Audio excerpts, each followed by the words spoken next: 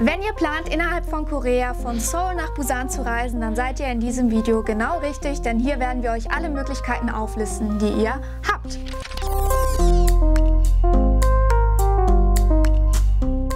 Hallo und herzlich willkommen zu einem neuen Video von uns. Wir sind Anna und Anna. Die erste Möglichkeit, die ihr habt, ist mit dem Zug anzureisen, und zwar mit dem KTX-Zug. Das ist ein Hochgeschwindigkeitszug in Korea, also auch ein Erlebnis, was man auf der To-Do-Liste abhaken kann. Und dieser Zug fährt von der Seoul Station ab, also das ist die Haltestelle, von wo der Zug abfährt. Das ist ein großer Pluspunkt, denn diese Seoul Station ist eine sehr zentrale Zweigstelle, von der aus, also da kommt ihr von überall aus hin, sozusagen. Da fahren halt fast alle Metrolinien, da kommt ihr auch mit dem Bus hin, mit dem Taxi und so weiter. Ist also sehr, sehr zentral. Wenn ihr von dieser Haltestelle aus dann losfahrt mit dem KTX, kommt ihr in Busan an der Busan Station an, die auch wieder sehr zentral liegt, und von dort aus kommt ihr auch überall in Busan hin. Die Fahrzeit mit dem KTX beträgt ungefähr 3 Stunden, also das variiert zwischen 3 und 3,5 Stunden. Es geht also richtig, richtig schnell. Es ist super schnell, ausgehend davon, dass Seoul auf einer Seite ist und Busan auf der ganz anderen von Korea. Und da habt ihr dann auch noch mal ab und zu eine schöne Aussicht, könnt aus dem Fenster gucken das und ist seid geil. Super entspannt. Und ja, die Geschwindigkeit, wenn ihr im Zug seid, merkt ihr eigentlich gar nicht so krass. Der KTX-Zug, der fährt von der Seoul Station aus 1 bis 2 Mal pro Stunde täglich. Also ihr habt keine Probleme damit. Cool, ganz viel. Genau, auch wenn ihr jetzt kurzfristig irgendwie euch ein Ticket kauft, dann müsst ihr vielleicht nur eine halbe Stunde, maximal 1 Stunde warten, bis dann euer Zug kommt. Und in der Seoul Station habt ihr genug Möglichkeiten, um euch die Zeit zu vertreiben. Dann die wichtigste Sache, wie viel kostet das Ganze, das lese ich euch einmal vor. Alles Wichtige verlinken wir euch aber auch in der Infobox, auch die Preise, weil wenn man das so sagt, kann man das schnell mal vergessen. Dazu muss man sagen, falls ihr euren Reisetermin auf ein Wochenende legt, wird das immer teurer für euch. Also wenn ihr unter der Woche aus von Seoul nach Busan reist, ist es immer von den Preisen etwas günstiger, als wenn ihr das an den Wochenenden macht. Deshalb variieren die Preise von, also zwischen 53.000 Won bis 60.000 Won. Das sind ungefähr 38 bis 44 Euro für hin, also nur von Seoul bis Busan. Wenn ihr hin und zurück haben wollt, müsst ihr mit dem Doppelten rechnen. Da gibt es einfach keine Rabatte. Also plant da ungefähr so 100 Euro ein. Wo kriegt ihr die Tickets dafür, für diesen Zug? Das könnt ihr einerseits direkt an der Seoul Station machen, also dort einfach am Schalter. Das ist alles mit Schildern markiert. Da müsst ihr allerdings ein bisschen vorsichtig sein. Wie gesagt, am Wochenende können die Tickets schnell ausverkauft sein und vor allen Dingen an Feiertagen. Würde ich persönlich empfehlen, das online schon direkt im Vorfeld alles zu buchen. Davon gibt es auch eine englische Version, also keine Sorge, falls ihr kein Koreanisch könnt. Auf Englisch könnt ihr das dann dort alles finden, was ihr braucht. Dort gebt ihr einfach ein, die Haltestelle, von der ihr fahren wollt, und wo ihr ankommen möchtet, und dann könnt ihr dort die Option auswählen, die ihr haben möchtet. Da geht ihr einfach auf KTX.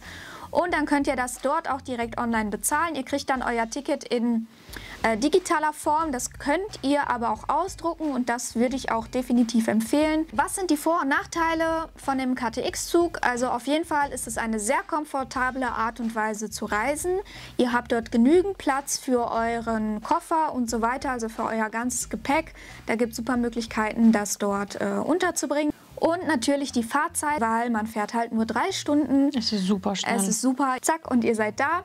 Und natürlich, dass ihr von der Seoul Station abfahrt. Dann einmal die Nachteile von diesem Zug, das ist ganz klar der Preis. Denn ja, es ist sehr teuer. Wenn ihr nur hinfahrt, dann geht's noch.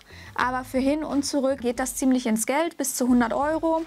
Deshalb kommen jetzt noch ein paar Alternativen, die günstiger sind. Damit macht Anastasia weiter.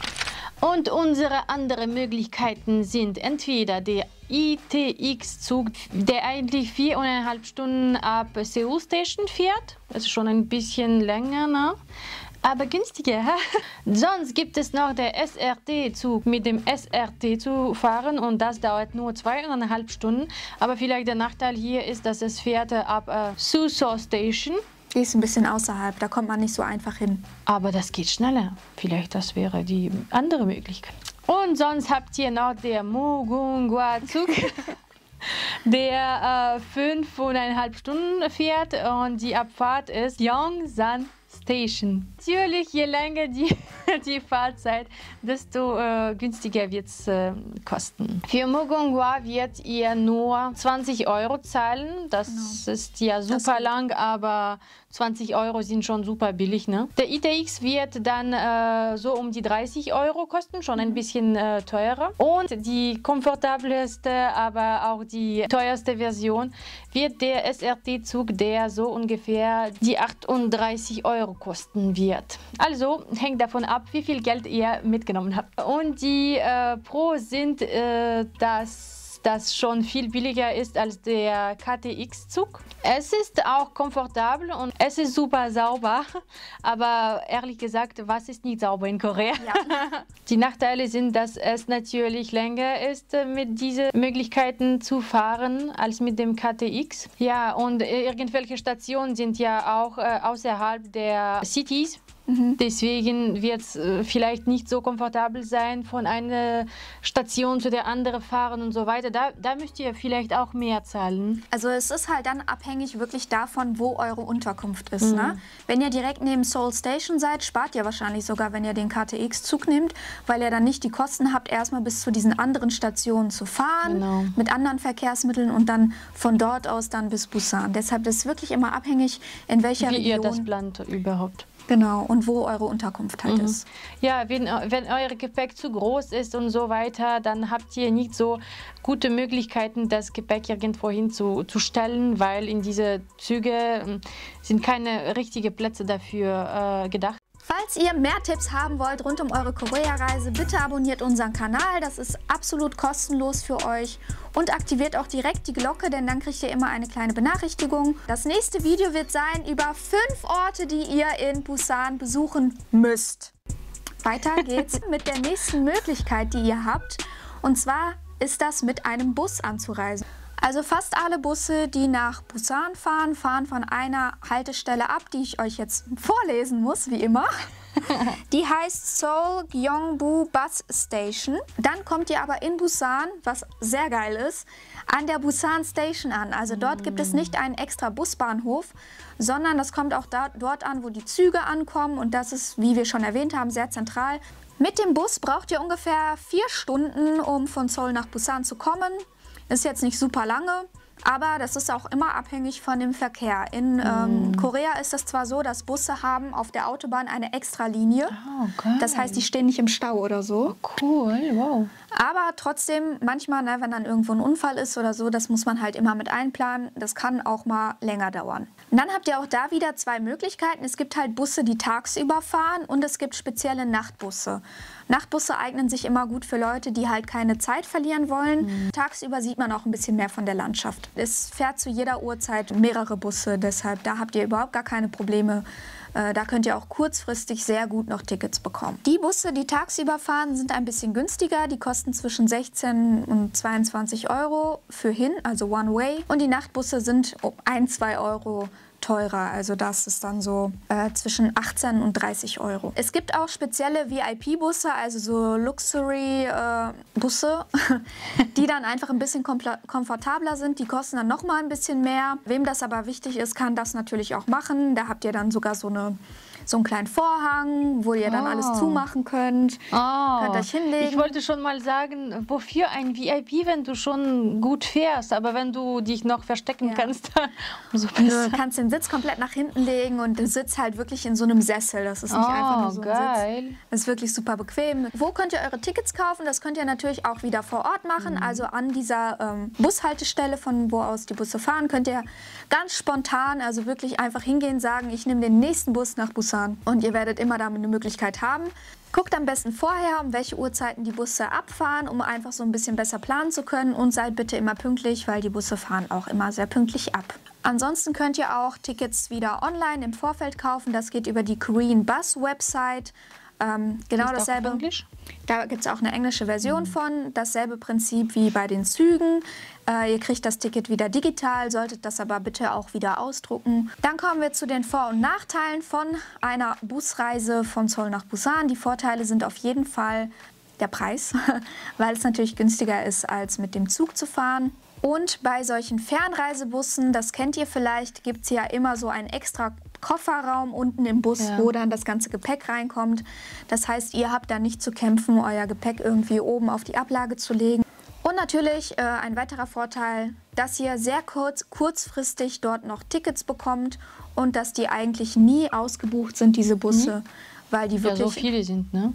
Die fahren alle 10 Minuten gefühlt. Dann die Nachteile sind natürlich die Fahrzeit, weil das ein bisschen länger dauert als mit dem Zug. Dann ein weiterer Nachteil, diese Busstation ist ein bisschen außerhalb von Seoul. Also dort müsst ihr noch Zeit einplanen, um dorthin zu kommen und ist auch mit ein bisschen Organisation verbunden. Dann gibt es noch einen Nachteil. In Korea darf man in Bussen nicht aufstehen, so wie hier in Deutschland eigentlich auch nicht. Aber in Deutschland machen das trotzdem manchmal Leute.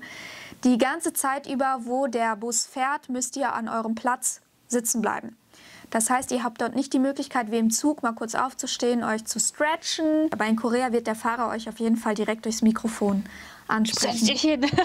Sit down, please. Und die nächste Möglichkeit ist Fliegen. Das vielleicht geht am schnellsten, also die Dauer von Fliegen, ne? Aber man muss noch hin, man muss noch den Flugzeug abwarten und so weiter. Deswegen denkt ihr ein bisschen drüber noch. Und Abflug ist ab Gimpo Airport oder Incheon International Airport. Ja, und natürlich Gimpo Airport ist immer der günstigste Variant, weil das ist kein internationaler Airport, aber das fliegt ja überall in Korea und so, ne? Koreas, ja. Innerhalb Korea. Und eure Ankunft wird dann der Busan International Airport, der auch Gimhae heißt. Die Kosten dafür, ja, am besten ja immer vergleichen, zum Beispiel auf Skyscanner, das machen wir meistens beide, vergleichen, wie viel das ja kosten wird. Das kann wirklich sehr viel variieren, deswegen im Voraus wirklich Leute buchen. Also es ist ein bisschen schwer, da jetzt genaue Preise zu nennen. Das ist von der Saison abhängig, das ist jetzt mit Corona sowieso alles teurer. Deshalb, wir können euch keine genauen Preise nennen. Aber manchmal kriegt ihr Tickets, die sind sogar günstiger als die Zugtickets. Und manchmal kosten dann die Flüge auf einmal 400 €. Deshalb immer im Vorfeld abchecken, was die günstigste Alternative da ist. Genau. Die Pros, es ist ja sauber, aber wie gesagt, Korea sauber, das kommt immer zusammen. Es ist immer sauber und sehr komfortabel. Die Flugdauer ist auch sehr, sehr niedrig, ne? Aber wie gesagt, 1 Stunde nur. Aber wie gesagt, trotzdem für mich wäre das, naja, das Abwarten und so weiter. Du kommst trotzdem zum Airport und so weiter. Am Ende hat man dieselbe Zeit. Es ist auch wirklich genau, hat man nichts gespart. Wie Anja das gesagt hat, das kann sogar billiger sein, als mit dem Zug zu fahren. Ja. Und die Kontras sind, dass man muss ja mit alles sich vorbereiten, was mit dem Flugzeug zu tun hat, alle Papiere und so weiter und abwarten. Reisepass und dann muss man frühzeitig da sein. Dann in Korea muss man immer gucken, man darf nicht alles im Koffer drin haben, zum Beispiel alles, was einen Akku hat oder so Powerbanks und so, darf nicht in den Koffer, sondern nur ins Handgepäck. Und das ist alles so ein Drama und voll stressig, deshalb ist ein Nachteil auf jeden Fall. Also zweitens für die Grüne, es ist nicht so sehr schön für die Umwelt natürlich, mit dem Flugzeug zu fliegen. Und noch eine Kontra ist, dass der Flughafen ist nicht immer so die beste Variante, wo man ankommen könnte. Im Gegenteil zu Züge. Ist einfach nicht so zentral. Also der Flughafen ist ein bisschen außerhalb und dann müsst ihr da noch fahren. Noch fahren und auch das kostet dann wieder Geld. Die letzte Möglichkeit, einige werden es sich schon gedacht haben, ist natürlich mit dem Auto zu reisen. Ja, wir zählen das einfach mal so auf, obwohl wir das auf gar keinen Fall empfehlen würden, denn das ist mit sehr viel Stress verbunden. Man kann als Deutscher nicht einfach so ein Auto mieten in Korea. Man braucht erstens einen internationalen Führerschein. Es ist nicht schwer, den zu bekommen, aber es ist halt wieder ein Behördengang und so mehr, den man dann machen muss. Deshalb, ich persönlich würde das nicht unbedingt empfehlen. Und wenn ihr dann dort ein Auto bekommt in Korea, dann seid ihr in einer Großstadt. Also ihr fahrt ja dann von Seoul aus und das ist wirklich nicht einfach für Leute, die noch nie in so einer Großstadt gefahren sind. Die Straßen sind teilweise 5-spurig. Deshalb, ihr braucht so ungefähr 5 Stunden mit dem Auto, je nach Verkehr. Die Fahrzeit ist extrem lange und es ist teuer und ich würde es einfach generell nicht empfehlen. Auto mieten würde sich nur auf Jeju lohnen. Das war die schlechteste Variante. Also wie ihr seht, habt ihr sehr viele verschiedene Möglichkeiten, von Seoul nach Busan zu kommen. Und es gibt für jedes Budget etwas, für jede Reiseart Und egal für welches Verkehrsmittel ihr euch entscheidet, da ihr in Korea seid, werdet ihr es immer schön sauber haben und auch bequem und komfortabel. Denn Service wird in Korea wirklich sehr, sehr groß geschrieben und ja, ist einfach Weltspitze. Muss man ja auch einfach mal dazu sagen. An dieser Stelle ein kleines Achtung, Achtung, da wir nicht in Deutschland sind. Alle Züge, Busse, Metros, Flugzeuge, alles fährt pünktlich ab. Also es ist nicht wie in Deutschland mit der Deutschen Bahn oder so. Deshalb bitte, bitte seid immer pünktlich, immer etwas extra Zeit einplanen. Und teilweise kommt man sogar früher am Ziel an, als dort eigentlich in der Beschreibung stand. Pali, Pali. Pali, Pali. Gilt für ganz Korea, egal was jeder macht. Ja, dann kommen wir ganz kurz zu unserer Empfehlung. Anna und ich haben wieder unterschiedliche Meinungen dazu. Wir haben uns für den KTX entschieden. Das wurde uns überall im Internet so empfohlen. Und wir waren auch glücklich damit, dass wir das ausgewählt haben. Haben im Vorfeld ein bisschen Proviant gekauft im Convenience Store. Sind dann bequem mit dem Zug 3 Stunden, ich glaube 1 Stunde habe ich gepennt. 2 Stunden habe ich gegessen. Hatte dann noch einen Iced Coffee dabei, so wie alle Koreaner das haben. Und ich brauche eins gerade. War super bequem. Ich bin komplett dafür. Annas Empfehlung? Meine Empfehlung wäre, wenn ihr keine Kinder habt, dann, also ich wäre persönlich wirklich mit dem Bus gefahren, weil die Zeit ist ein bisschen länger zwar, aber wenn man um 6 Uhr morgens fährt, dann ist man schon um 10 Uhr da. Man bezahlt ja ein bisschen weniger. Und man kann noch pennen von 6 bis 10. Deswegen habt ihr wirklich eine gute Möglichkeit. Wir hoffen, das Video hat euch gefallen. Wir hoffen, das war hilfreich für euch. Falls das so ist, dann gebt uns ein bisschen Unterstützung und Liebe in Form eines Likes. Danke. Und noch besser natürlich, wenn ihr unseren Kanal abonnieren würdet. Da wären wir euch wirklich sehr dankbar für. Das nächste Video wird sein über 5 Orte, die ihr in Busan besuchen müsst. Danke fürs Anschauen. Wir sehen uns im nächsten Video. Wir sehen uns. Tschüss. Bye.